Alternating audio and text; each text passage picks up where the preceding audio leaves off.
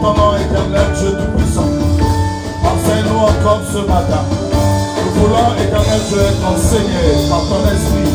Et que ton esprit seul soit notre dirigeant, notre conducteur, notre enseignant. Alléluia. Oh, Seigneur, ton Fils a besoin de toi. Oh, Seigneur,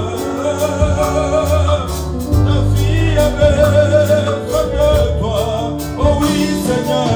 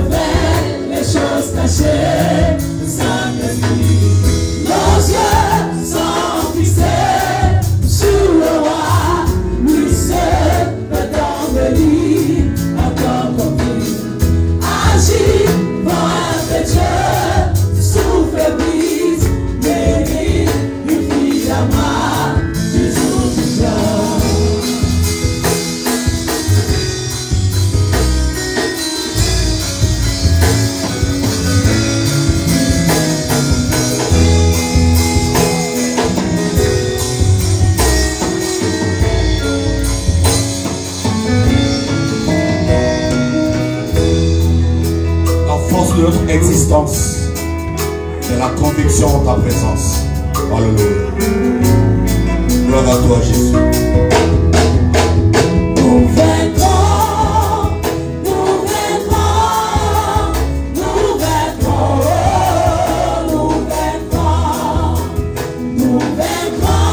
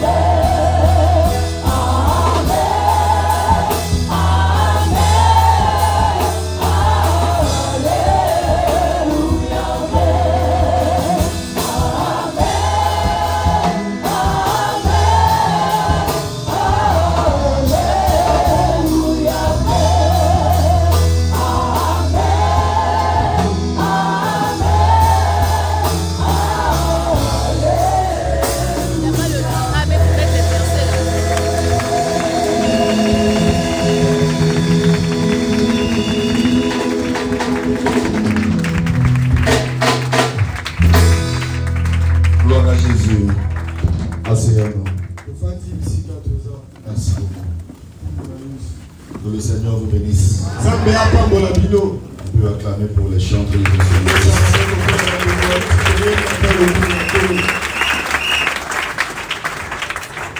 Notre Dieu est merveilleux. Nous bénissons le Seigneur pour la présence de tout et chacun ici. Nous avions eu la semaine passée 3 jours de campagne et qui avait pour thème l'homme n'a que 2 chemins devant lui. Et aujourd'hui, je voudrais faire un enseignement sur le thème de la campagne que nous avions eu.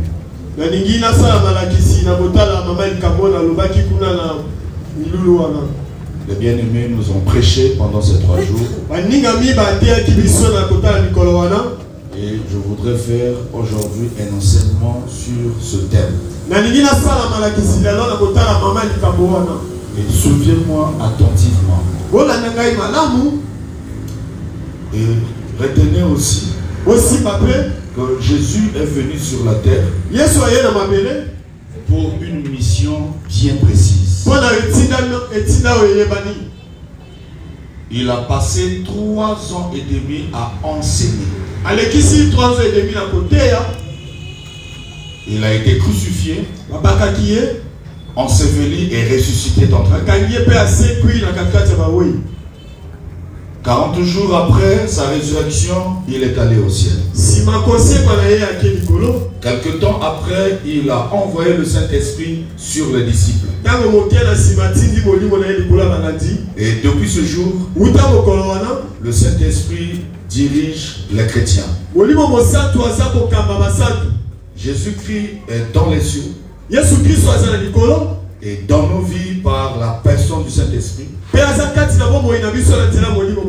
il nous a promis revenir sur terre. Mais avant qu'il ne vienne, il a envoyé des ministres qu'il s'est choisi lui-même pour annoncer sa parole à toute la création. Et le but de la prédication est que ceux qui écoutent la prédication soient sauvés. Alors comment le Seigneur a prévu sauver les hommes? C'est ça le problème le plus délicat. Sans fausse modestie, mes frères et sœurs.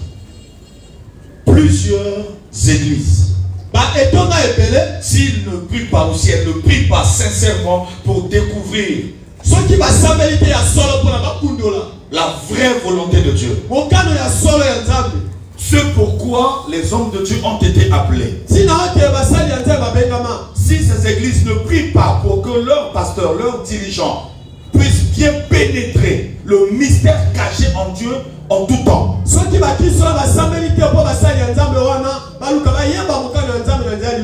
afin de pouvoir la mettre à la disposition de l'église, plusieurs personnes se retrouveront du mauvais côté de la barrière. Nous avons dit dans notre thème, il n'y a que 2 chemins devant l'homme. Donc que ce soit les noirs, les blancs, les rouges ou les jaunes, toutes les races, il n'y a que 2 chemins devant l'homme. Ces chemins-là sont la vie de l'esprit et la vie de la chair. Ces 2 chemins sont la vie de Dieu et la vie de l'homme. Ces chemins sont la parole de Dieu et la parole du serpent. Je reprends. Les 2 chemins qui sont devant l'homme sont la vie de l'esprit de Dieu dans l'esprit de l'homme et la vie de l'âme qui se répercute au niveau de sa chair. Au niveau de la C'est aussi la parole de Dieu et la parole du diable. C'est également le choix que l'homme fera qui déterminera son éternité, où il passera sa vie après sa vie. Sa vie après sa mort. Sa vie après cette terre. Mais bien aimé dans le Seigneur, nous allons lire. J'aimerais bien que mes frères puissent vraiment m'aider à bien faire la lecture, parce que ce que nous allons dire est très crucial.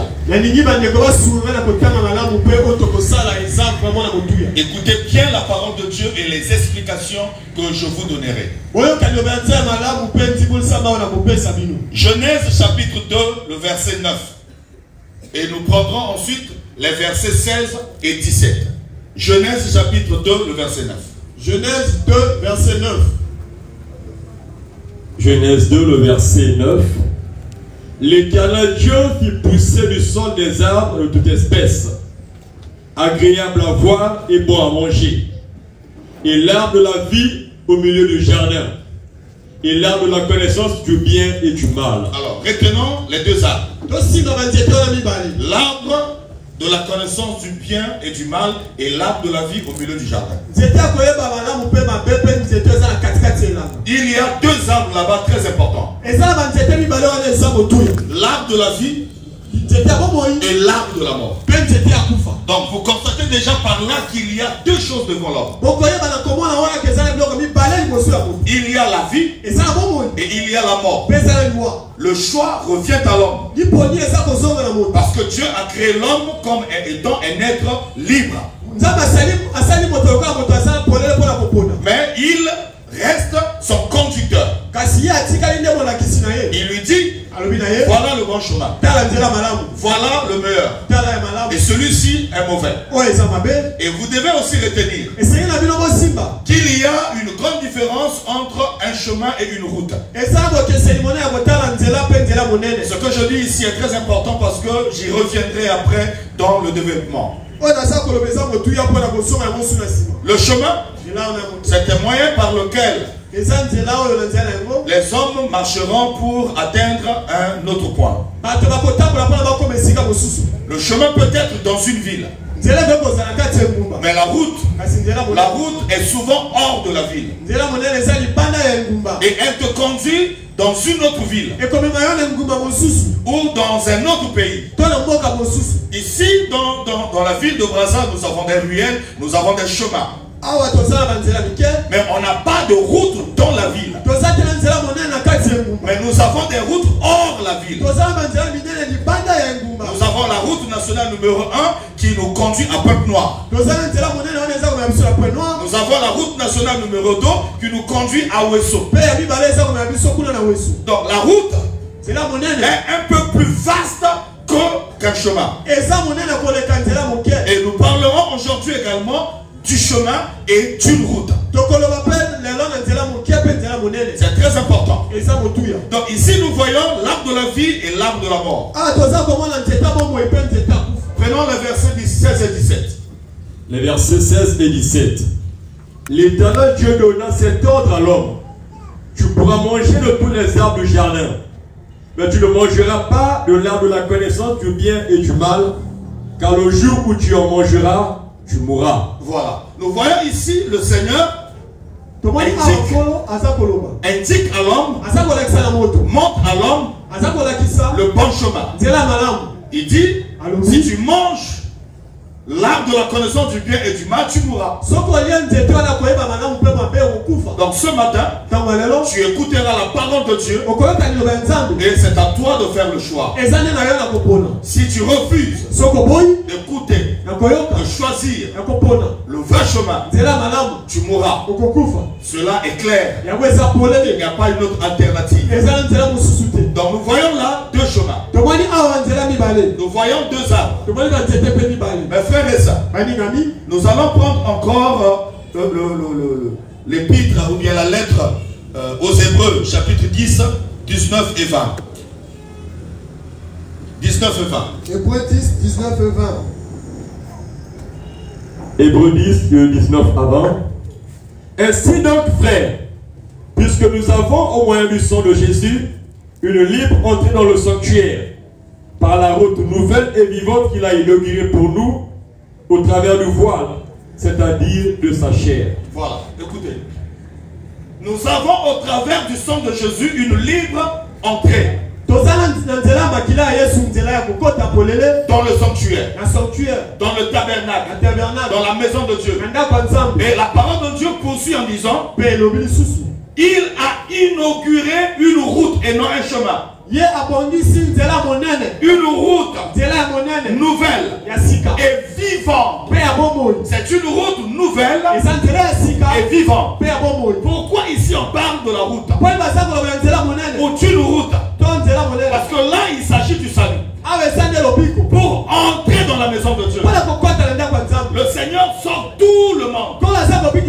Il ouvre grandement la porte pour accueillir toute l'humanité. Donc tous ceux qui veulent être sauvés, la porte est grandement ouverte pour tout le monde. Mais une fois entré, tu dois maintenant continuer à marcher sur ton propre chemin. Et c'est là où plusieurs personnes se perdent.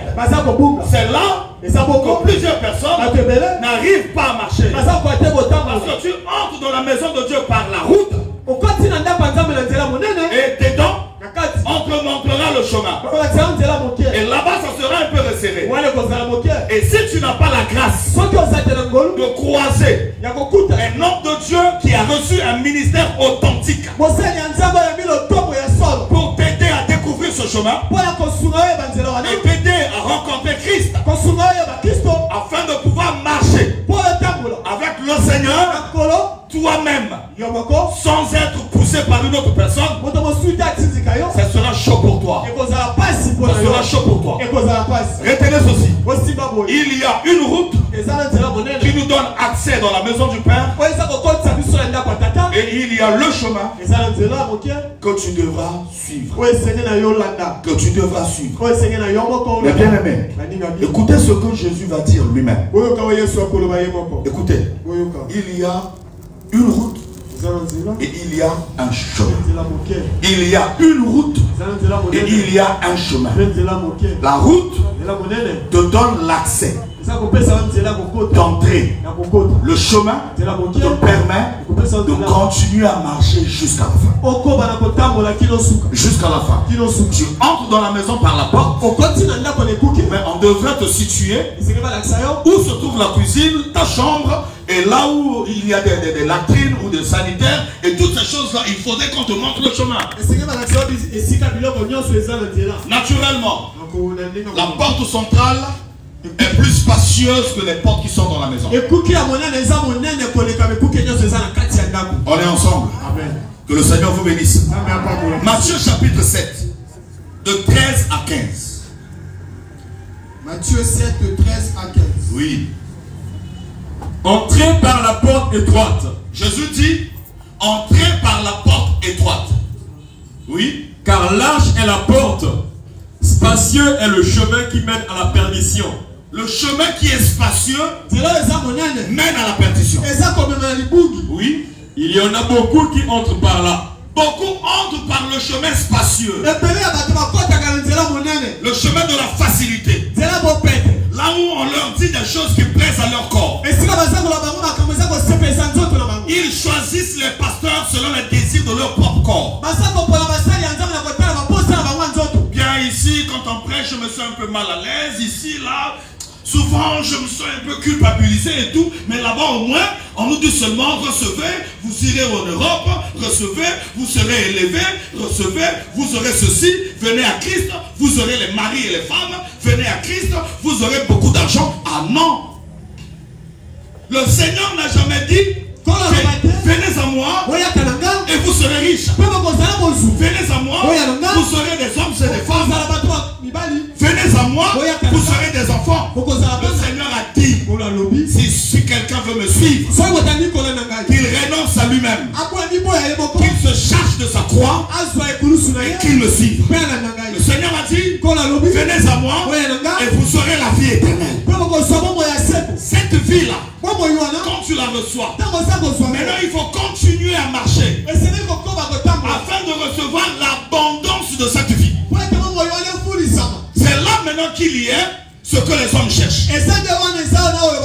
Mais quand tu viens à Christ pour ces choses, premièrement, tu as raté.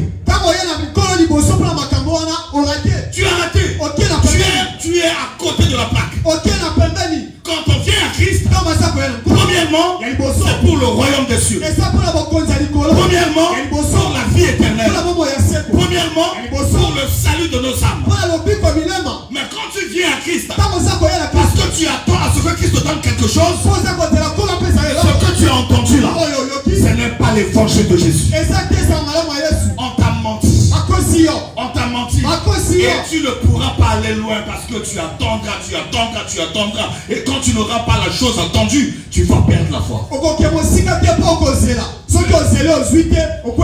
Mais quand tu suis le Seigneur, parce que tu attends qu'il reviendra un jour pour transformer le corps de notre humiliation en le rendant semblable au corps de sa gloire, tu persévéreras jusqu'à la fin. Aussi longtemps tu ne le verras pas revenir. Est-ce que tu m'entends? Le Seigneur a dit, je suis venu pour que mes brebis aient la vie et qu'elle est en abondance. Abondance. C'est tout ce que je viens de mentionner maintenant. L'argent, la grâce, le mariage, les enfants, toutes ces choses-là. Quand tu as la vie de Dieu, la vie de Dieu a la primauté sur tout. C'est ça. La vie de Dieu a la primauté sur tout. Il y avait un chaos dans la Genèse. L'Esprit de Dieu a obéi à la parole. Et le monde est ce qu'il est. La lumière soit, la lumière fut. Il y a les arbres, les animaux, les oiseaux et tout ça, les poissons. C'est la parole de Dieu qui sort et la vie qui se mouvait sur les eaux est allée réaliser ce que la parole a dit. Il faut recevoir la vie et toutes les choses vous seront données par-dessus. Voilà la procédure. Quand tu inverses les choses, quand tu renverses la pyramide, tu es mort. Quand on renverse la pyramide a souvent un sommet pointu et une base large. Et cette base l'empêche de descendre ou bien de disparaître dans le sol. Mais quand tu le renverses, le côté pointu est maintenant en bas. Tu vas t'enfoncer. Tous ceux qui sont venus à Jésus pour chercher les choses matérielles vont s'enfoncer. Leur foi n'est pas fondée sur les meilleures promesses. Leur foi n'est pas fondée sur la vraie parole. La bien-aimée dans le Seigneur. Le Seigneur dit, beaucoup entrent par là.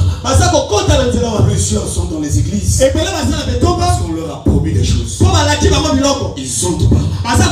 Et c'est la porte spacieuse. Et Jésus dit, ça mène à la mort. Plusieurs viennent au lieu du culte lorsqu'on leur parle des délivrances. Et lorsqu'on leur dit, venez, écoutez, connaissez Dieu et la connaissance de Dieu qui fuit. Oh, celui qui délivre, c'est Dieu qu'ils sont en train d'éviter.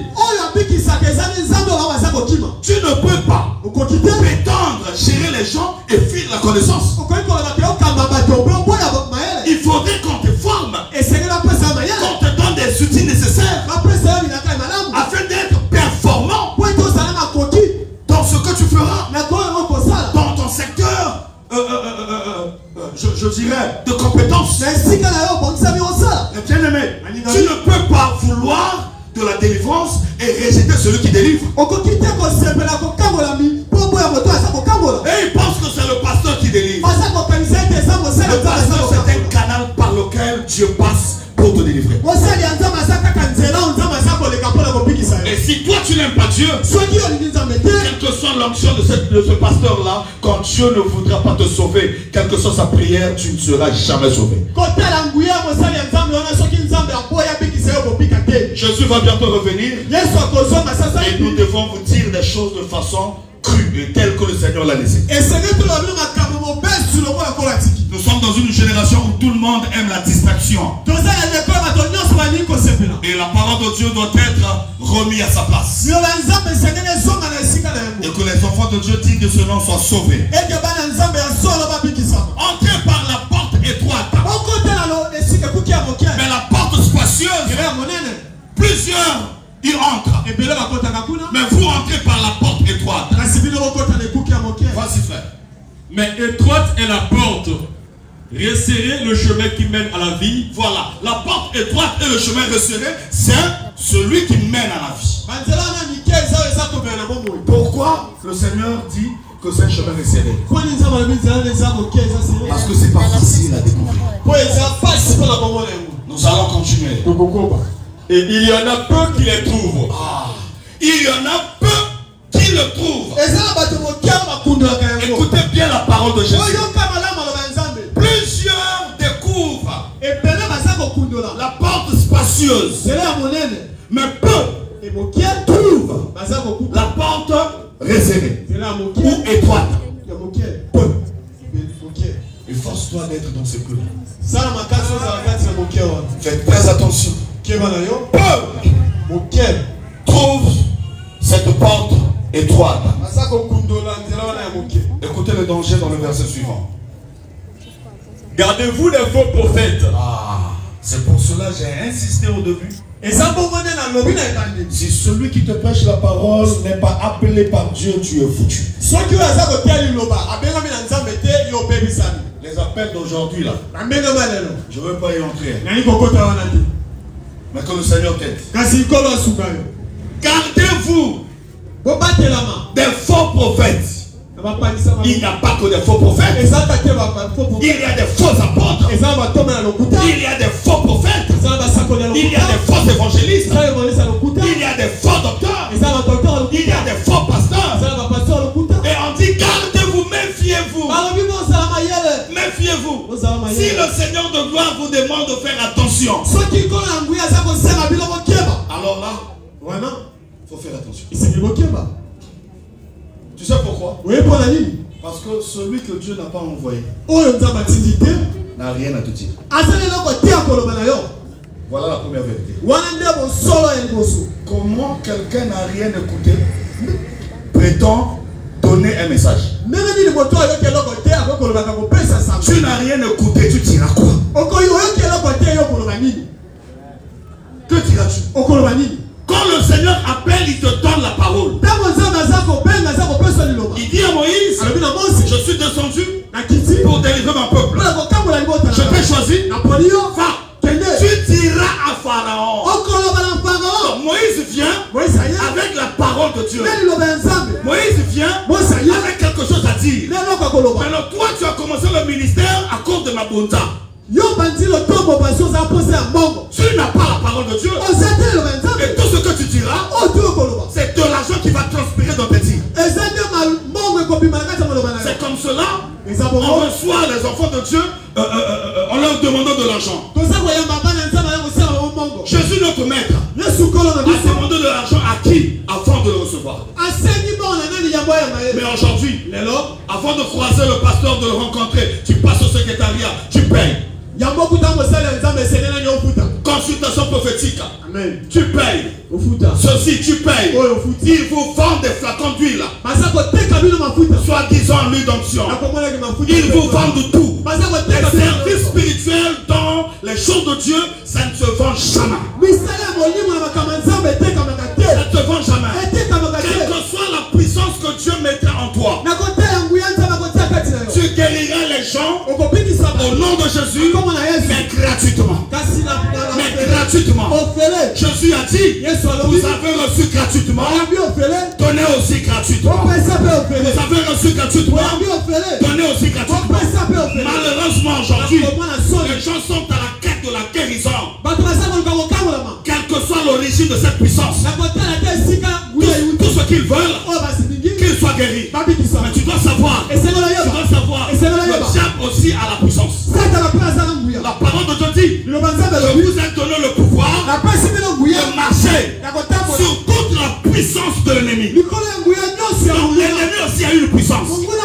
Mais sa puissance te conduira en enfer. Sa puissance te conduira à la perdition. Quand la puissance du diable te touche, les démons vont entrer ton esprit et tu finiras par perdre le salut. Tu finiras par perdre la vie de Dieu. Ce qui doit te guérir, c'est la puissance qui vient de Jésus. C'est la puissance du Saint-Esprit. Et là, tu seras béni par Dieu. Est-ce que tu m'entends? Quand tu es face à un faux ministre, premièrement, il n'a rien à te dire. Tout ce qu'il te dira n'est pas la parole de Dieu. Voilà le danger. Voilà le danger. Le diable a une parole. L'homme aussi a une parole. Dieu aussi en a une. Deux chemins devant l'homme. Deux chemins devant l'homme. Nous continuons, mes frères et sœurs. Donc ici, retenez que le chemin de série est trouvé par peu de gens. Mais le chemin spacieux est trouvé par beaucoup de gens.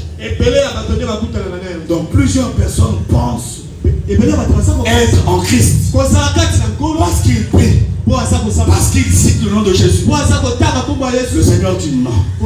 Ceux qui trouvent mon chemin sont peu.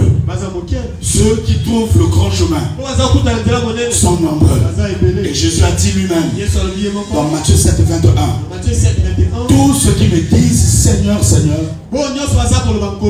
n'entreront pas tous dans le royaume. Non. C'est pas parce que tu entends des cris là-bas, on prie là-bas, et il y a un homme qui parle, une Bible ouverte, des instruments, des chantres, que cet endroit où ces personnes-là forment une église du Seigneur. Faux. Une église locale est la résultante d'un ministère authentique.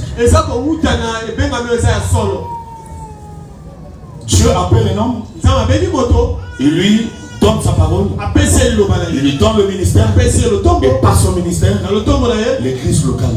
Et au travers de l'église locale, Dieu prend les esprits des hommes qui sont là, il les sauve et les introduit dans l'église corps de Christ. C'est comme ça que ça marche. Oh mon sauveur. On dit peu sont ceux qui le trouvent. Est-ce que vous me suivez? Comment trouveront-ils ce chemin? Ils doivent croiser ceux que Jésus a envoyés. Romains chapitre 10. Amen. De 14 à 16. Romains chapitre 10 de 14 à 16. Romains 10 de 14 à 16. Ok.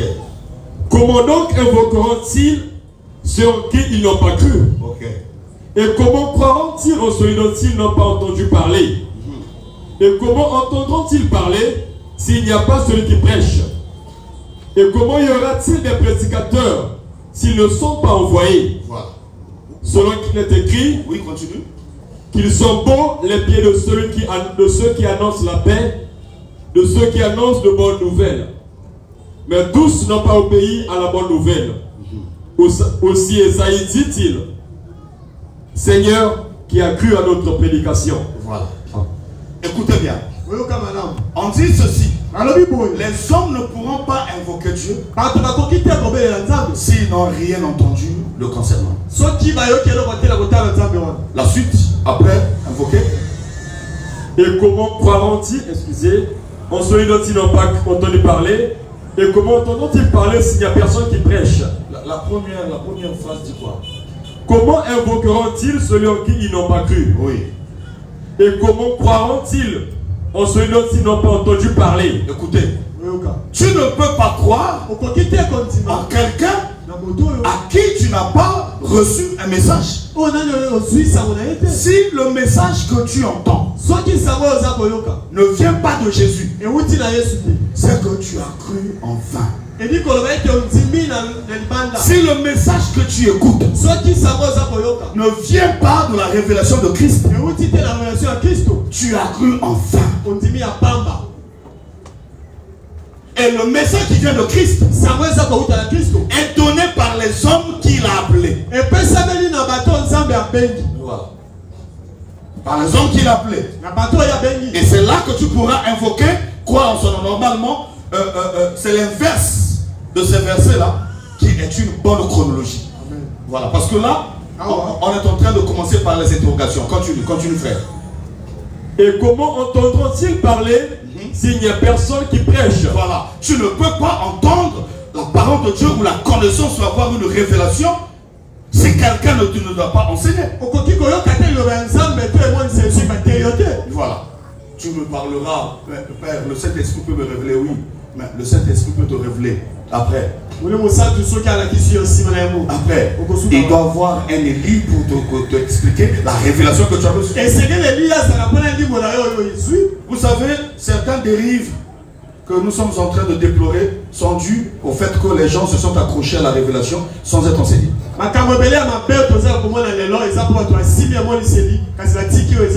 Continuons mon frère. Et comment y aura-t-il des prédicateurs s'ils ne sont pas envoyés? Voilà. Dieu n'a pas envoyé. Mais non, toi tu viens d'où? Un prédicateur doit être envoyé par Dieu. Par Dieu. Et celui qui est envoyé par Dieu, de Dieu, c'est lui qui va donner la connaissance aux autres. Et ceux qui vont venir là où elle s'est envoyée, il y a aussi les appelés de Dieu qui sont là. Et ils vont travailler ensemble pour faire avancer l'œuvre de Dieu. Continuons mes frères. Selon qu'il est écrit qu'ils sont beaux les pieds de ceux qui annoncent la paix, oui, de ceux qui annoncent de bonnes nouvelles. Oui. Mais tous n'ont pas obéi à la bonne nouvelle. Tous n'ont pas obéi. Mon frère, je t'exhorte, ma soeur, je t'exhorte ce matin à obéir à la voix du Seigneur. Voilà, à la voix du Seigneur. Écoutez-moi mes frères. Nous parlons ici de deux chemins. Nous parlons de la vie de Dieu et de la vie de l'âme ou de la chair. De la parole de Dieu et de la parole du diable. Alors écoutez-moi mes frères. Je vais vous donner quelques références ici. Ça va nous aider tous à comprendre la pensée de Dieu. Qu'est-ce qui s'est passé quand Dieu a créé les hommes? Il a créé l'homme et la femme. Et il leur donne un commandement. Ne mangez pas l'arbre de la connaissance du bien et du mal. C'était le seul commandement. Adam et Ève ont désobéi. Vous me suivez? Dieu va envoyer Noé pour prêcher la parole de Dieu. Il leur dit, l'arche est construite. Dieu va détruire le monde. Il m'a envoyé pour vous prévenir, pour vous demander d'entrer dans cette arche afin d'avoir la vie sauve. Les hommes ont fait fi de la parole de Dieu qui passait par Noé. Adam et Ève ont désobéi à la parole de Dieu. Ils sont morts. Ceux de la génération de Noé ont désobéi à la parole. Ils sont morts. Dieu dans son immense amour continue toujours à venir vers l'homme. Il leur donne cette fois-ci la loi par Moïse. Écoutez-moi, la loi par Moïse. Et dans cette loi-là, il y a 10 commandements. Le premier, tu n'auras pas un autre Dieu devant ma face. Dieu les a écrites sur les tables de pierre.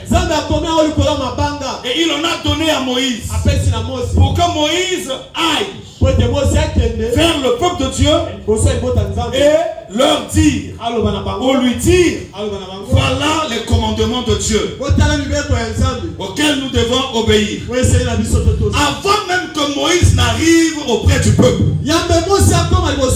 j'insiste, avant même que Moïse n'arrive auprès du peuple, le peuple a déjà désobéi au premier commandement. Moïse descend avec les tables de pierre. Il vient le trouver avec un veau d'or. Ils ont déjà dit aux autres, voilà le Dieu qui vous a délivré de la main égyptienne. Ils ont déjà un autre Dieu devant sa face.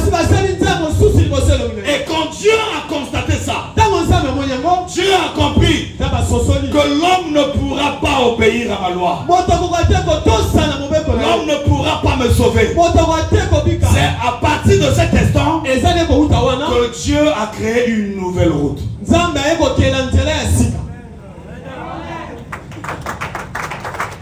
Oh là là. Et cette nouvelle route a été inaugurée par Jésus-Christ de Nazareth. Voilà ce que l'Église doit connaître. Une fois su toutes ces vérités, alors développe la vie de prière. Sois un homme, une femme de foi. Les choses de la terre, tu auras. Mais ça là, si tu n'as pas ça, et que tu as toutes les choses de la terre, tu es l'homme le plus malheureux de la terre. Le Seigneur a dit, te sert-il à un homme de gagner le monde entier s'il perd son âme? Que donnera-t-il en échange de son âme? Tu peux acheter les diplômes avec ton argent. Tu peux acheter les ordonnances qu'on a prescrites par le médecin. Tu peux acheter les maisons, les voitures, les vêtements luxueux. Tu ne pourras pas acheter ton âme. C'est impossible. Il n'y a que Jésus qui a acheté ton âme par son sang à la croix du Calvaire. Et pour que cela soit effectif, tu dois découvrir ce chemin. Tu dois découvrir la route. Tout le monde entend parler. Si tu crois en Jésus, à l'œuvre de la croix, tu es sauvé. Oui, sauvé. C'est pas. Mais il faut marcher. Ah oui, on vous a sauvé de la mainmise pharaonique. Mais il faut marcher. Si tu ne marches pas, tu mourras.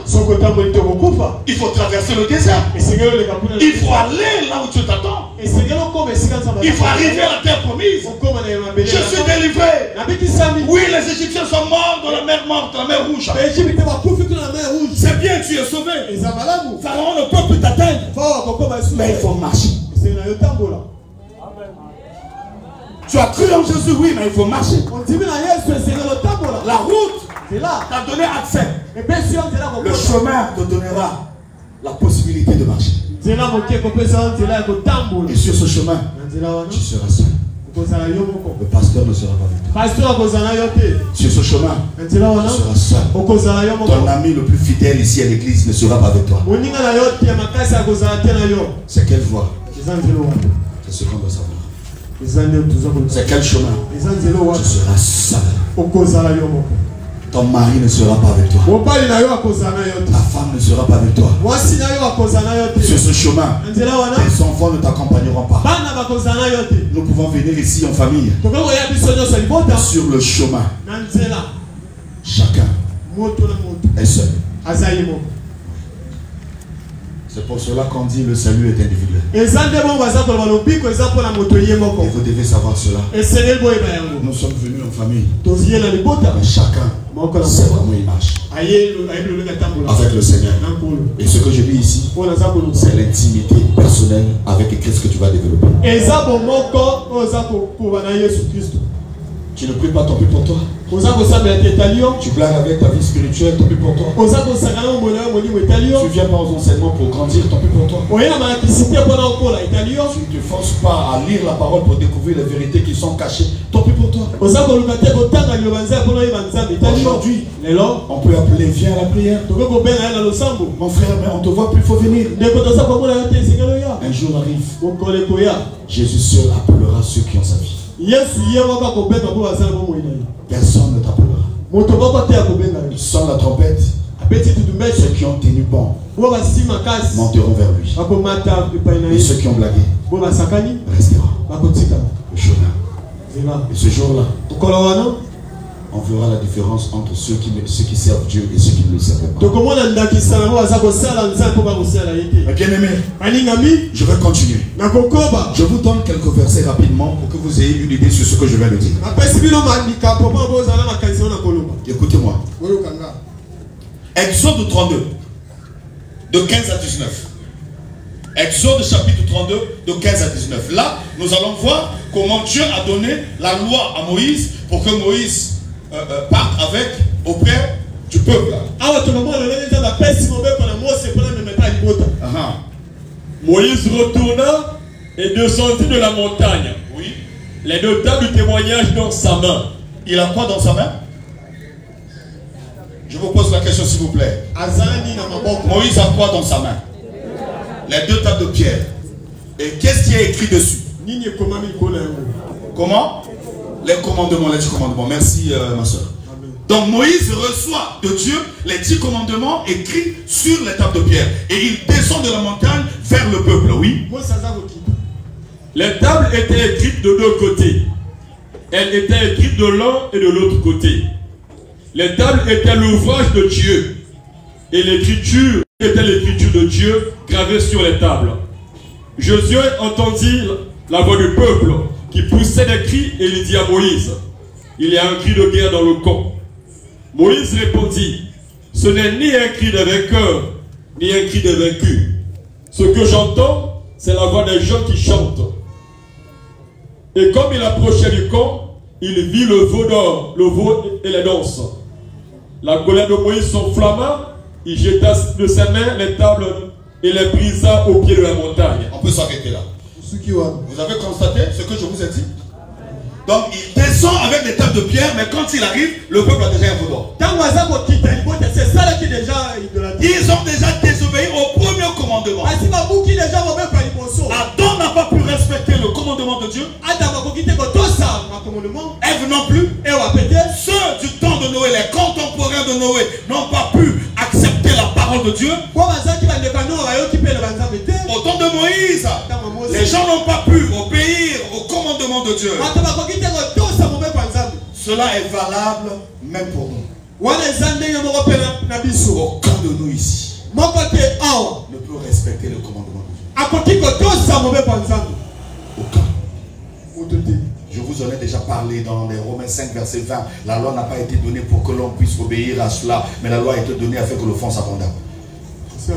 Déjà, l'apôtre Pierre a dit dans Actes chapitre 15 lors de la conférence de Jérusalem, n'imposez pas aux gens les lois, ni nos pères que ni nos pères et nous-mêmes n'ont pu remuer du doigt.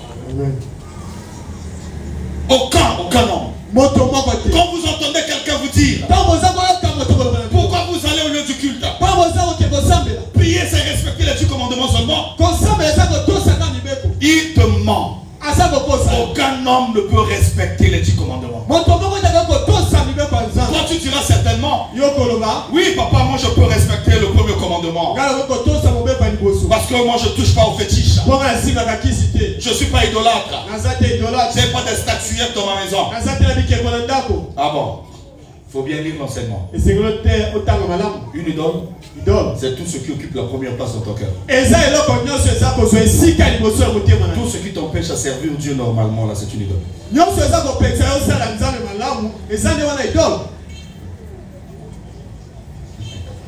Savez-vous qu'il y a des gens parfois qui ne viennent pas au culte parce qu'ils n'ont pas assez d'habits sur le corps? Le dimanche passé, j'avais telle manière. Ce dimanche, porter encore la même manière à l'ange. J'ai honte, je n'irai pas.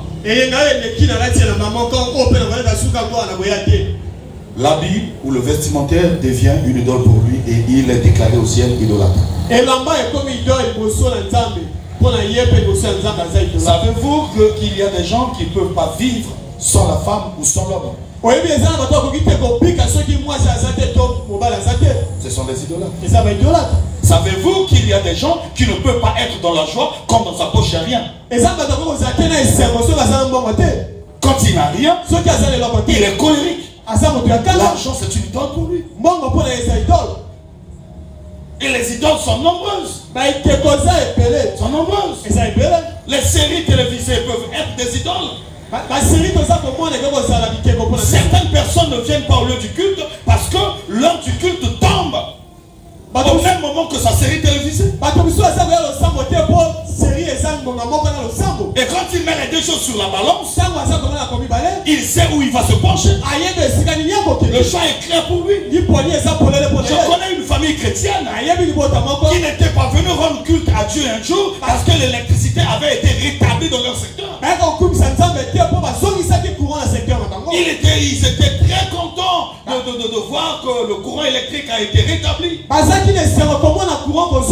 Ils ont allumé les postes téléviseurs, les postes récepteurs de tout genre. Amen. Ils étaient en train de chanter, de danser. Or le Seigneur veut que tu l'aimes et que tu l'adores de tout ton cœur, de toute ton âme, de toute ta force. Que rien ne prenne sa place. Que rien ne prenne sa place. Ma femme ne peut pas m'empêcher d'aller rendre culte à Dieu. Et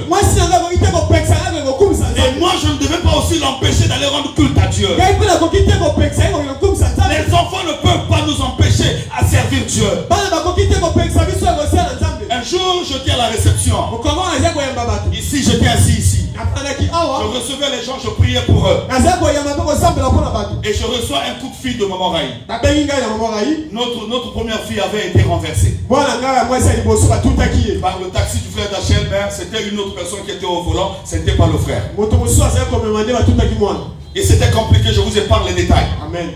On m'appelle, on dit, ben voilà, ceci s'est passé, si elle est encore vivante, je ne sais pas, on est en train de courir avec elle à l'hôpital. Je lui ai dit, ok, j'ai entendu. Quand tu seras vers tel endroit, rappelle-moi. J'ai continué à discuter avec moi, Mélanie, sans me paniquer, j'ai servi Dieu, j'ai prié pour les gens et pourtant, je ne savais pas si ma fille était déjà morte ou pas. Mais j'ai continué à servir Dieu parce que ma fille n'est pas pour moi, mais il est donne. Qui sait si c'est à cause de cet honneur que j'avais montré à Dieu que ma fille jusqu'à aujourd'hui est présente. Elle est encore vivante. Qui sait? Tu peux te paniquer. Ta panique ne sauvera pas un membre de ta famille.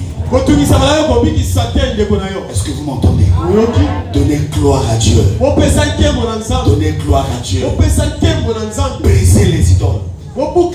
Quand Moïse est descendu, il a pris le veau d'or, il a brisé. Je te dis ce matin, brise ton idole. Continue à marcher avec Jésus. Acclamons le roi de gloire. Acclamons le roi de gloire. Brisons ce matin les idoles. On va briser les idoles pour servir le Dieu vivant. Moïse arrive. Ils avaient déjà un veau d'or. Et finalement, écoutez ce que Dieu va dire. Écoutez ce que Dieu va dire. Deutéronome 10, de 1 à 4. Dieu, après avoir observé, considéré la déchéance de l'homme, son incapacité, son impossibilité à pouvoir respecter sa parole, écoutez ce qu'il va dire. Dans Deutéronome chapitre 10, de 1 à 4. Je fais un enseignement sur les deux chemins.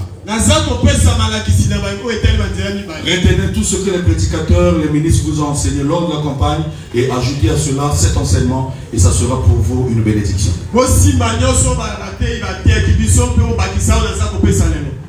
Oui. En ce temps-là, l'Éternel me dit, taille 2 tables de pierre comme les premières. Écoutez, taille 2 tables de pierre comme les premières. Vous comprenez? Pourquoi on doit tailler les deux tables de pierre? Parce que les premières ont été brisées. Là, après avoir brisé les premières tables, Moïse remonte auprès de Dieu. Il repart là-bas. Et Dieu lui dit, taille les tables de pierre. Et monte vers moi sur la montagne. Tu feras aussi une arche de bois. J'écrirai sur cette table les paroles qui étaient sur les premières tables que tu as brisées. Voilà, oui. Et tu les mettras dans l'arche. Et tu les mettras où? Dans l'arche. La première fois, les tables ont été données à Moïse pour que Moïse va avec les tables où? Auprès du peuple. Vous comprenez? Il n'a même pas eu le temps de leur tout expliquer. Les tables ont été brisées. Il repart auprès de Dieu. Moïse s'attendait à ce que Dieu lui dit, repart auprès du peuple. Mais cette fois-ci, Dieu dit, ce que j'écris là, ce sont les mêmes paroles que j'avais écrites sur les premières tables. Mais cette fois-ci, je change de destination pour cette table. Tu ne vas plus apporter cela auprès du peuple, mais tu iras directement mettre ça dans l'arche. Donc il n'y aura plus de contact entre le peuple et la loi. C'est pour cela que je vous martèle à prier pour nous afin que nous puissions ouvrir la bouche par la grâce de Dieu et que vous soyez bénis. Écoutez mes frères, ici ce sont les paroles qui donnent la vie, ce ne sont pas les Yamba, Kamata, Kana, Simba. Ici c'est la parole qui sauve l'auditoire. C'est la parole qui sauve l'auditoire. Et Jésus est venu pour vous sauver. Les miracles, les petites choses là mes frères, de toutes les façons nous en avons aussi la grâce. Nous en avons aussi la grâce. J'ai prié hier pour quelqu'un qui était enceinte de quelques semaines et son sang a coulé. Elle m'a dit j'ai perdu beaucoup de sang papa. Je lui ai dit on va prier. Dieu est capable de tout. Il est capable de permettre que le sang coule mais que l'enfant il reste. Je lui dis après ma prière, fais ce test là. J'ai prié pour elle hier, la nuit. Ce matin avant de venir, elle m'appelait pour dire le test s'est révélé positif. Ah ouais. Mais le sang continue à couler. J'ai prié encore ce matin. Je dis le soir appelle-moi, ça sera fait. Le Dieu tout-puissant. Abattre la ramon à ton maquillé au sofa. Abattre la ramon en même temps au corps des appelés. Amen. Domaine un miracle ou un déjà. Le dimanche passé après vous, j'ai prié pour quelqu'un qui ne voyait pas des nœuds. Dieu l'a guéri sur place. Est-ce qu'elle est là? Je crois qu'elle s'appelait Chancétie. Je ne sais pas si elle est là. Elle n'est pas arrivée. En comité, hein? Voilà. Hier, après le dimanche passé. Après mon long speech là. J'ai beaucoup parlé à la fin, j'ai dit je vais prier pour les gens. Vous êtes partis, je suis resté avec les malades. Et il y avait un. Je dirais une parce que c'est une fille. Elle me dit papa, je ne vois pas avec mon œil gauche ou droit, je ne sais plus. Je vais prier pour toi. Le Seigneur te guérira. J'ai prié. Je dis ouvre ton œil. Elle ouvre. Elle dit papa, je ne voyais pas, mais là maintenant je vois flou. Je n'arrive même pas à bien te voir. Je dis on va encore prier. Je prie. Je dis ouvre ton œil. Elle ouvre. Elle dit papa, c'est toujours flou. Je dis bien, mais comment tu t'appelles? Elle me dit, je m'appelle Intel. Elle dit bien, je vais prier pour la dernière fois. Et Jésus va te guérir. Ferme ton œil. J'ai touché son œil. J'ai commencé à invoquer celui qui guérit. Et quand j'ai fini ma prière, je lui ai demandé de l'ouvrir. Et quand elle a ouvert, elle dit papa, j'arrive à lire les écrits là-bas. Je décrypte les choses. Elle m'a vu normalement et elle a pu lire. Et la soeur, tu la connais. Maman, tu la connais? Voilà, viens ici. Parce qu'il y a trop de tomates sur le net. Après, ils nous écrivent, il faut chercher maintenant celui ou celle qui reconnaît la personne là pour qu'on sache que c'était vrai. Il y a quelqu'un qui vient ici pour toi. Maman, viens. Voilà. Alors, ce que vous avez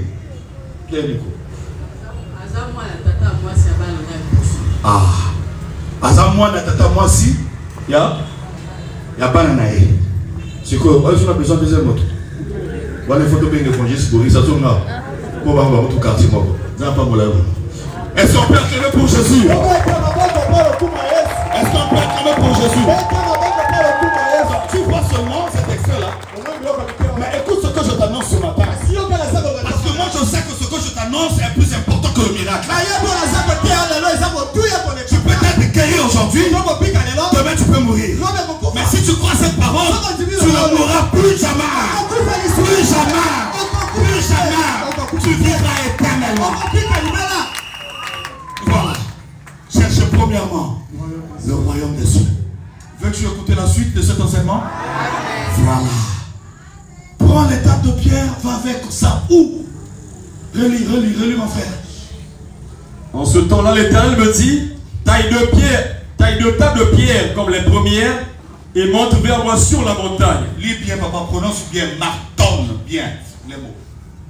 En ce temps-là, l'Éternel me dit, taille 2 tables de pierre comme les premières et monte vers moi sur la montagne. Tu feras aussi une hache de bois. J'écrirai sur cette table les paroles qui étaient sur les premières tables que tu as brisées et tu les mettras dans l'arche. Je fis une hache de bois d'acacia. Tu peux t'arrêter là. Je dis à Moïse, tu mettras les lois où? Je pose la question juste pour voir si tu es en train de suivre. On mettra les lois dans l'arche. La première fois, les lois devaient être présentées au peuple. Le peuple a désobéi, cette fois-ci on dit, la loi sera mise dans l'arche. Je vais te donner l'explication. Hein? Voilà, mais lisons quand même Exode 25. Ça va te donner une lumière et tu auras de la lumière et tu vas comprendre la suite avec beaucoup de lucidité. Exode chapitre 25, 21 et 22. Exode 25, 21 et 22. Là, les choristes qui étaient hier aux répétitions vont se souvenir de quelque chose. Exode 25, de 21 à 22. Oui. Tu mettras le propitiatoire sur l'arche. Tu mettras le propitiatoire sur l'arche. Donc l'arche c'est un coffre. Et on lui a dit d'aller mettre les 10 commandements dans l'arche. Et dans Exode, il reçoit une instruction selon laquelle l'arche doit être couverte d'un propitiatoire. Voilà. Tu mettras le propitiatoire sur l'arche. Si l'on met le propitiatoire sur l'arche, est-ce que l'homme pourra encore lire les 10 commandements? Non. Voilà. Suis-moi bien. Donc les 10 commandements sont dans l'arche et couverts par le propitiatoire. Continue. Et tu mettras dans l'arche le témoignage que je te donnerai. Voilà. Le témoignage c'est quoi? Témoignage des amis. Je dis, tu mettras dans l'arche le témoignage que je te donnerai. Le témoignage, c'est toujours l'étape de Pierre, les 10 commandements. On appelle ça l'étape de Pierre, les 10 commandements, la loi ou le témoignage. C'est la même chose. Voilà. Tu mettras le témoignage que je te donnerai dans l'arche. Oui. C'est là que je me rencontrerai avec toi. Écoutez, c'est là que je me rencontrerai avec toi. Continue. Du haut du propitiatoire. Du haut du propitiatoire. C'est-à-dire, Dieu a fait du propitiatoire son trône, là où il réside. Donc le trône terrestre de Dieu, c'était le propitiatoire. Il ne dit pas à Moïse, je te rencontrerai dans le parvis. Il ne dit pas, je te rencontrerai dans le lieu saint. Il dit non, mais du haut du propitiatoire. C'est là que je te rencontrerai. Moïse, si tu veux me voir, tu vas devoir traverser le parvis, continuer à marcher, traverser le lieu saint. Tu vas continuer à marcher, soulever le voile. Et quand tu seras devant le propitiatoire, tu me verras là. En d'autres termes, mon trône terrestre, c'est le propitiatoire. propitiatoire. C'est là que Dieu était. C'est là qu'était l'Esprit de Dieu. Écoutez-moi bien. C'est là qu'était l'Esprit de l'Éternel. C'est là que Dieu résidait. Sur le propitiatoire. Dieu est où? Dieu est assis sur le propitiatoire. Et les enfants d'Israël avaient reçu une loi selon laquelle celui qui osera soulever le propitiatoire pour vouloir voir les choses qui sont à l'intérieur sera puni de mort. Pourquoi? Parce que Dieu est assis là. Si tu veux bousculer le propitiatoire, tu vas vouloir déranger Dieu. Et comme Dieu ne peut pas te déranger par l'homme, il se fera dans l'obligation de te neutraliser. Pourquoi Dieu est assis là? Parce que Dieu ne veut pas que l'homme ait du contact avec la loi. Ça n'a plus de sens. J'ai essayé à plusieurs reprises. Vous n'avez pas pu la respecter. Pourquoi voudriez-vous encore la lire? Cette fois-ci, je la cache. Je m'assois dessus. Et je veille à ce que l'homme ne puisse plus lire la loi.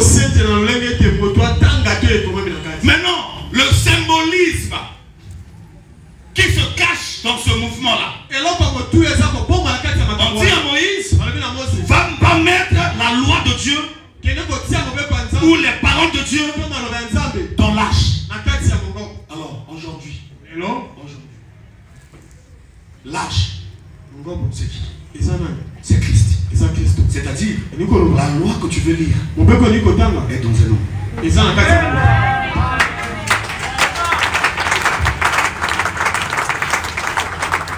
Je vous amène petit à petit à la route nouvelle et au chemin à suivre. Nebongo, ce qu'on comprend, c'est mon appel ça l'élo. Nebongo, c'est l'anzame malade. Ce qu'on comprend dans le mot, c'est l'anzame kaya l'élo kokite, l'obé koki, si malo kokite, kulo koki, en temps de si. Ce qu'on comprend dans Makabo, au kokalibé.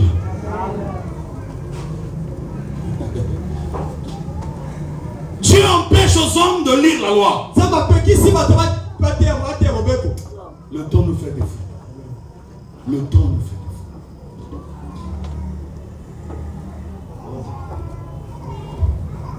Donc Dieu est assis dessus. C'est bon? Bien. Regardons encore ce verset pour bien comprendre la suite.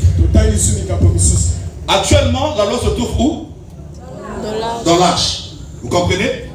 Savez-vous que Jésus-Christ est l'arche de Dieu? Et dans l'arche, il y avait quoi? Il y avait la loi. Il y avait également les pains ou la manne. Et quand Apocalypse dit la manne cachée, à celui qui vaincra, je lui donnerai la manne cachée. Pourquoi on appelle ça la manne cachée? Parce qu'il y avait une manne cachée et une autre découverte, mise à la disposition de tout le monde. La manne quitte le ciel, tombe dans le désert. Les enfants d'Israël en ramassent et on mange. Si tu gardes pour le lendemain, Dieu détruira cette manne. Il y aura des vers et la putréfaction. Vous devez tout finir. Si vous ne finissez pas, n'en mangez plus. Demain matin, vous devez ressortir de vos tentes pour aller en ramasser encore d'autres. Cela veut dire un enfant de Dieu devrait tous les jours être rempli du Saint-Esprit et être renouvelé, parce que chaque jour tu dois avoir une onction particulière pour la journée. Ah oui. Et quand la manne est tombée pour la première fois, on a pris une portion. On est allé mettre dans l'arche. Et cette portion de la manne là a duré 40 ans sans pourrir. Et on appelle ça la manne cachée. Pourquoi? Parce qu'effectivement, le propitiatoire couvrait l'arche. Donc, la manne qui était dedans, l'homme n'en voyait pas. C'est comme cela qu'on appelle la manne cachée. C'est une manne qui n'était plus visible, je dirais, au peuple. Il y avait aussi le bâton plutôt d'Aaron qui avait fleuri. Eh oui.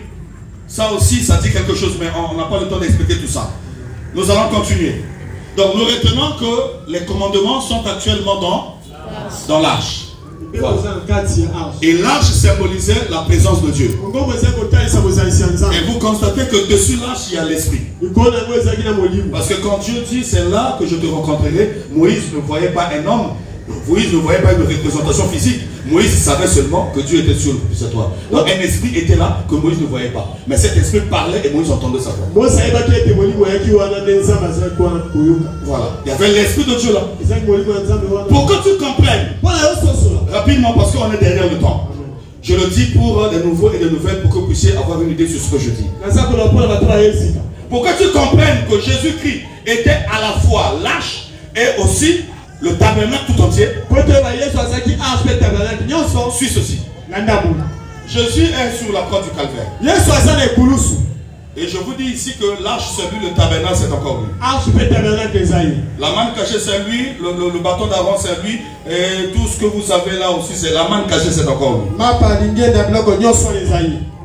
L'Esprit de Dieu est dans le lieu très saint, n'est-ce pas? Le tabernacle a trois parties. Le parvis qu'on peut appeler la cour, le lieu saint qu'on peut appeler le salon, et le saint des saints ou le lieu très saint que nous pouvons appeler la chambre. L'arche était dans le lieu très saint. Voilà.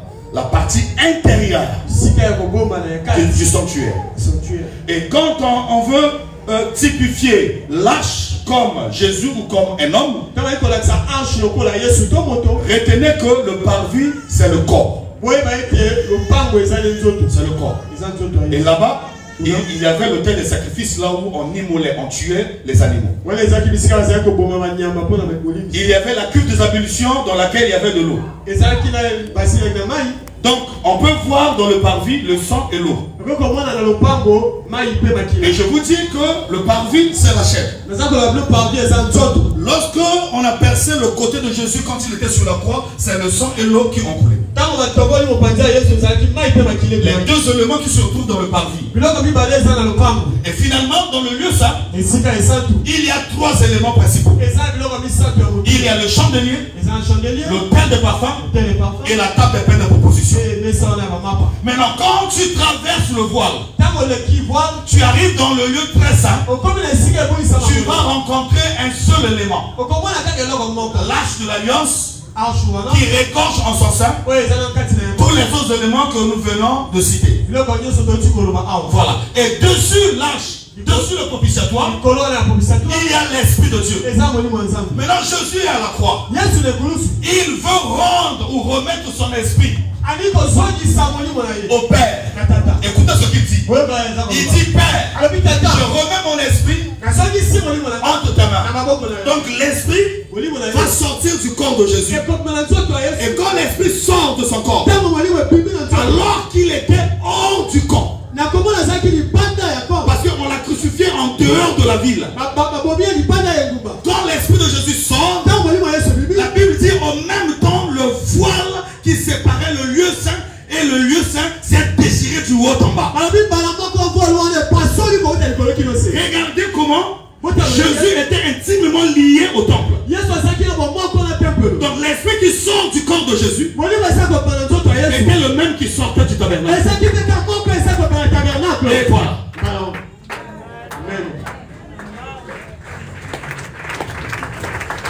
Et comme Jésus est mort, son esprit est sorti, son corps n'avait plus de vie.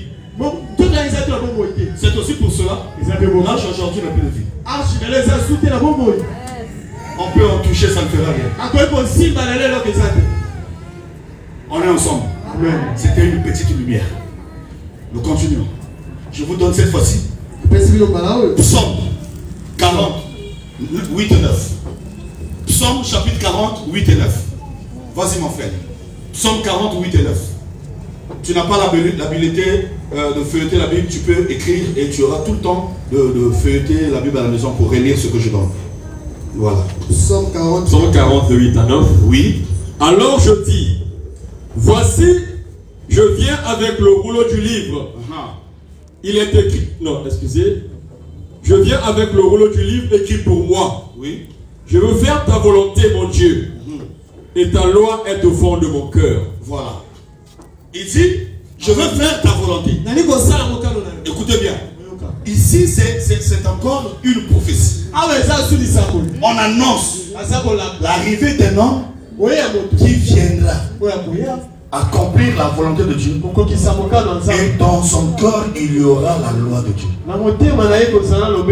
Oui. C'est tout. C'est tout. Le verset 8 et 9. Le verset 8 et 9. Amen. Ok. Prenons Hébreux chapitre 8, de 8 à 10. Écoutez ce qu'on dit là.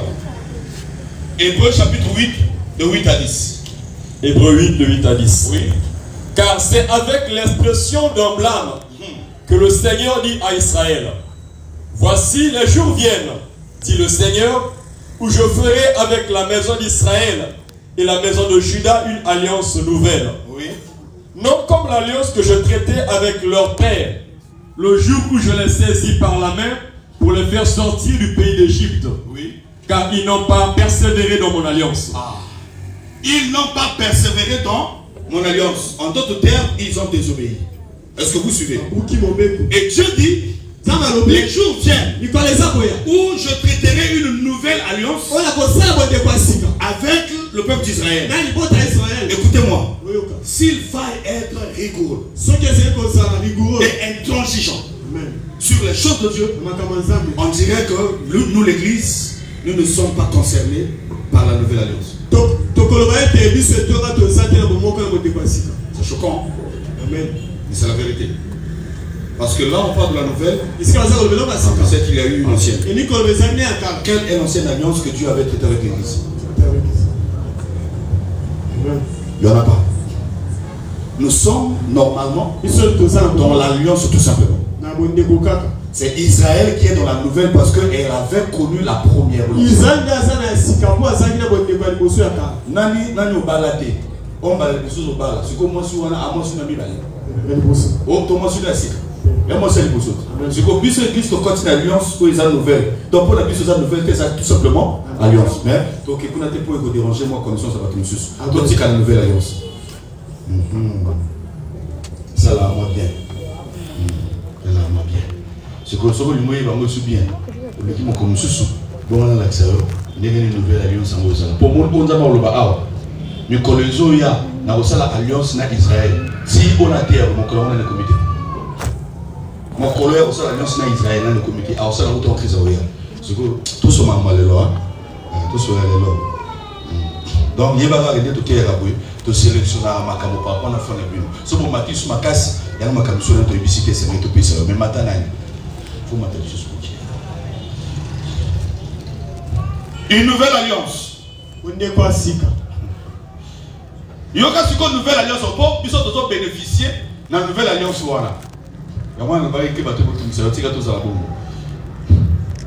Alliance maintenant au Salamon. Ok. Alors, il y a une alliance qui est allée au Bosso. Tant qu'on a mis ça qui va en Égypte. Si on alliance, on a ça qui va en bateau, ça qui a voté. Si on a ça, il y a mis balai, il y a Sika. Et qu'on a l'endé mon côté, il y a Kala. Retenez ceci.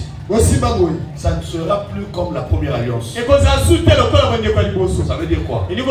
La loi ne sera plus donnée directement au peuple. Voilà, parce que le peuple ne pourra pas. Et si le peuple désobéit, il mourra. Maintenant Dieu change la façon de faire pour que toi le peuple tu obéisses jusqu'à la fin et que tu ne meurs pas. C'est ça la nouvelle route. Et le chemin est serré. Continue mon frère. Et moi aussi, je ne me suis pas soucié d'eux, dit le Seigneur. Oui. Amen. Voilà. Maintenant, nous étions sur Hébreu. C'est ça? Hébreu 8. Jusqu'au verset 10. Amen. Ah, excusez. Dit le verset 10 cette fois-ci. Mais l'alliance que je ferai avec la maison d'Israël, oui, après ces jours-là, dit le Seigneur, je mettrai mes lois dans leur esprit. Je mettrai ma loi dans leur esprit. Est-ce que la loi sera présentée au peuple? Non. Cette fois-ci, la loi sera directement placée où? Dans l'esprit. Écoutez-moi. Le lieu très saint symbolise quoi sur le corps de l'homme, sur l'être humain? Dieu avait dit à Moïse d'aller mettre les commandements où? Dans l'arche, qui se trouvait dans quelle partie du tabernacle? Dans le lieu très saint. Donc dans le corps de l'homme, on dira dans l'esprit.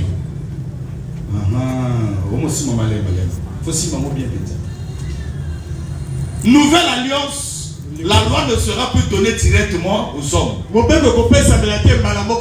va la mettre dans l'arche. Quand Dieu disait à Moïse, va mettre mes lois dans l'arche, il annonçait déjà que je mettrai mes lois dans un homme. C'est comme cela, Psaume 40 dit, je viens faire ta volonté et ta loi est au plus profond de mon cœur. C'est quoi? A dit ça. Continue. Je mettrai mes lois dans leur esprit. Oui. Je les écrirai dans leur cœur. Et je serai leur Dieu et ils seront mon peuple. Oui. Amen. Alors, donc, c'est le Seigneur ici qui va dire, je viens, oh Dieu, pour faire ta volonté. Il s'agit de moi dans le rouleau du livre. Tu n'as voulu ni sacrifice ni offrande. Mais tu m'as formé encore. Alors, mes bien-aimés, on va faire un lien de ces versets-là avec Jean chapitre 6, 48, 49 et 50. Et nous sauterons pour chuter sur le verset 57. Oui. Le verset 46. Jean chapitre 6, 48 à 50. 48 à 50. Voilà. Et enfin, le verset 57. Je suis le pain de vie. Vos pères ont mangé la manne dans le désert et ils sont morts. Voilà. Jésus-Christ est en train de faire un lien entre lui et la manne. Parce que les enfants d'Israël lui ont rappelé la manne qui descendait du ciel, donnée par Dieu à leur père. Et plusieurs personnes pensent que Jésus est un homme ordinaire comme tous les autres hommes du monde. Mais écoutez ce dire. Je n'aurai pas le temps d'entrer dans la profondeur, mais je vais quand même lâcher quelques brins de lumière. Écoutez ce que Jésus dit. Vas-y. C'est ici le pain qui descend du ciel. C'est ici le pain qui descend du ciel. Il est en train de dire, le pain que vos pères ont mangé là n'était pas le véritable. Mais ici, c'est ici. Il parle de lui-même. C'est le pain qui descend du ciel. Oui. Afin que celui qui en mange ne meure point. Afin que celui qui en mange ne meure point. Or, vos pères ont mangé la manne et sont morts. Mais celui qui mangera ce pain ne mourra pas. C'est ça la différence. Continue. Le verset 57 cette fois-ci. Attends, donc tu continues. Reprends le verset 48, s'il te plaît. 48. Je suis le pain de vie. Voilà. Vos pères ont mangé la manne dans le désert et ils sont morts. Il dit le père de qui? Il dit vos pères. Jésus physiquement était qui? Juif. Juif. Israélite ou israélien. Amen. Mais écoutez son langage. Vos pères. Il s'exclut. Premièrement, pour montrer à ces personnes-là sa nature divine. Il leur dit, je ne suis pas descendant de vos pères. Avec vous, on n'a pas la même lignée. Je ne suis pas de la lignée de vos pères. Avec vous, on n'a pas le même sang. Ceux qui ont mangé la manne là, ce sont vos pères. Pas le mien. Le mien est celui qui en avait envoyé. Et il dit, je suis le pain de vie. Il dit encore, c'est le pain qui descend du ciel. Il est en train de dire, je ne suis pas le fils de Joseph ni de Marie. Je viens directement du Dieu vivant. Mais il y a eu quelque chose qui s'est passé sur Marie et je suis venu. Ça, c'est pas pour les petits enfants. Amen. Vos pères. Voilà. Jésus va dire qu'il y a côté mon abato. Amen. Voilà ma tata n'a plus pas yanga. Toi, nous allons à 30 ans. Hein? Continue, mon frère. C'est ici le pain qui descend du ciel, oui, afin que celui qui en mange ne meure point. Voilà. Donc celui qui mange ce pain ne mourra pas. Le problème c'est maintenant comment manger le pain qui était un homme.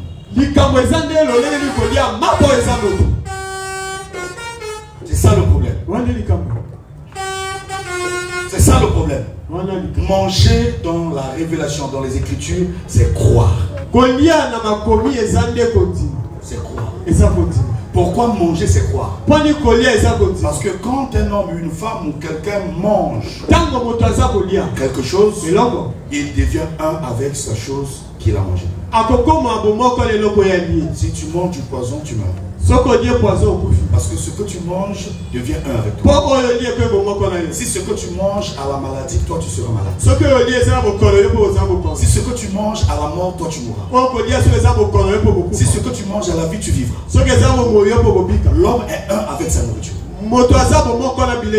Et quand tu crois en Dieu, tu deviens un avec Dieu. La parole de Dieu dit, celui qui s'attache au Seigneur devient un seul esprit avec lui. La dimension des miracles.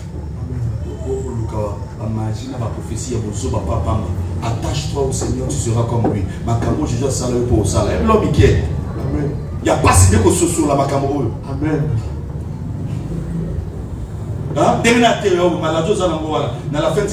Jésus qui s'en a pété.